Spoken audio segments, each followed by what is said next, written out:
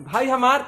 सही सही बताए हम लोग कि 1 जनवरी के बाद खिचड़ी के नहाता कमेंट में जरूर बताई। और ये कहे के चाहते नहीं कि पहले के ऐसा सिस्टम रहा पुरानिया लोग में कि नहान के बाद डरे खिचड़ी बन रहा खिचड़ी के नहाए के रहा। पहले के लोग के चिलर रोल पड़ जाता ला। बाकी अभी नहीं वैसा लोग बाटे कि जी अभी नहीं खेल नहात तो रहुआ हर मोहल्ला गांव में 2-4 गो आदमी ऐसा बाड़न जे खिचड़ी के मतलब 4 जनवरी के बाद खिचड़ी के नहले बाड़न। जैसे वीडियो बनाए के सोचनी है लेकिन तू हमारे बाबू भेटा गई हलो तो तू लोग कोई के नहले बाड़न लो 1 जनवरी के आज कोची हटे खिचड़ी तू